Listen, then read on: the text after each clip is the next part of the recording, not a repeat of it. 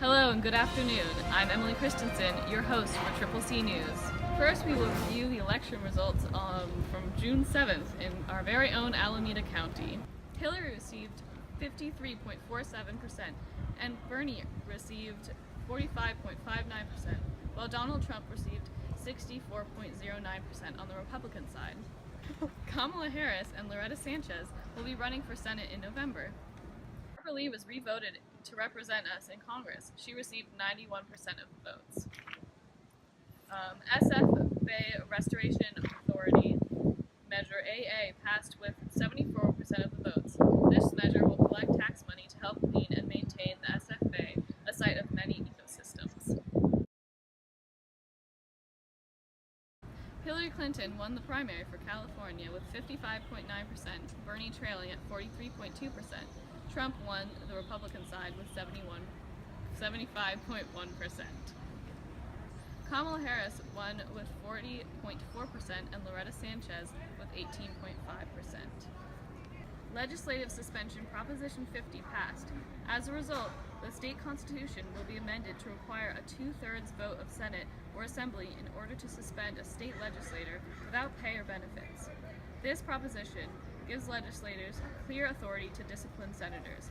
However, some say this proposition perpetuates corruption within the government because it allows for taxation without representation. And that's all for election news. Now to our riddle master, Rowan Curry. Hello, I'm Rowan Curry, Triple C News Riddle Master.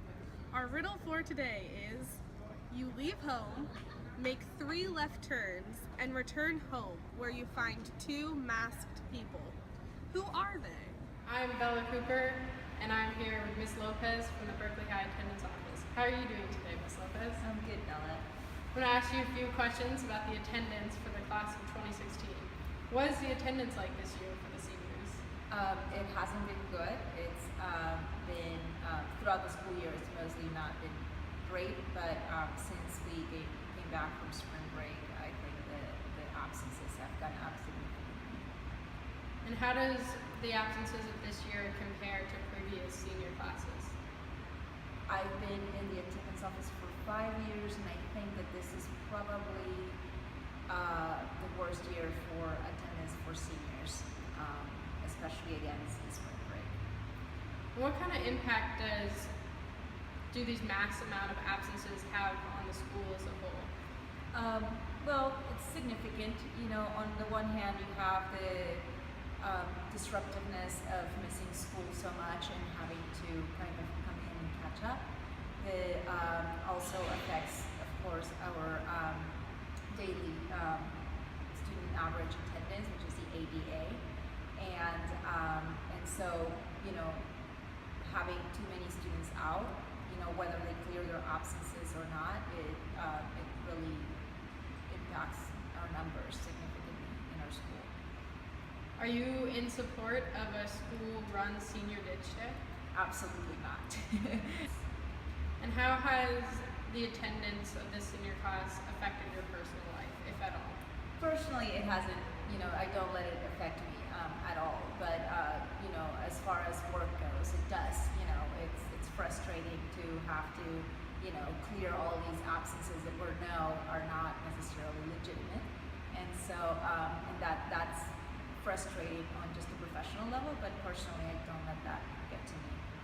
And lastly, if you could give one piece of advice to graduating seniors for their future careers or schooling, what would it be? Well, basically is that when you look at attendance, it's in your school, I think that it's directly related to what you're going to be doing in the future, and meaning that it's a sense of responsibility that you have. You are to be in class every day, and just like you are to be at your job every single day, and so you can't just decide one day I'm going to ditch my job because I'm stressed out. So you know, you could get fired for that. So I think that it's just that sense of responsibility that you need to have going forward into adulthood. That, you know, even though I'm stressed out, I'm not just going to blow work or I'm going to blow school, because it'll have a bigger impact on you than what you do in high school. So far, we're still kind of babying you a little bit, and in a few months, that's no longer going to be happening. So it's just, learning to be a little more responsible.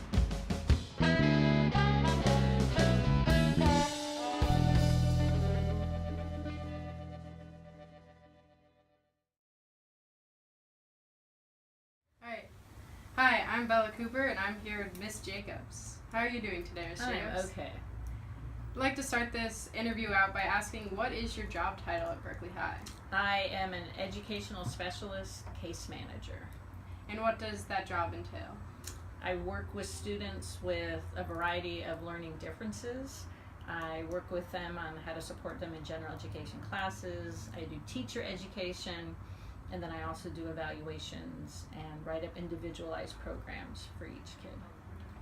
And how many years have you been working here at Berkeley High School? Been at Berkeley High 15 years. And do you enjoy your job? I do, yeah. And what would you say is the greatest personal benefit of your job? I would think if I was at a different school, I might not be able to take advantage of all the learning opportunities. There are just so many different programs and ideas that come through the people that I work with. I work with a really interesting group of people. They're unusual in the sense they're always looking to improve what they do. Some people get really set in what they do, but because the group I work with, someone is always coming in with, look at this article, have you tried this, have you tried that? It makes it really interesting because you're always trying something new. And do you have a favorite memory from your time here? I think my favorite memories are when the kids come back maybe a couple years afterwards, and we sort of laugh because they say, that thing you told me, I wish I listened. I like hearing my kids come back and just kind of hearing how they're finding their way in the world.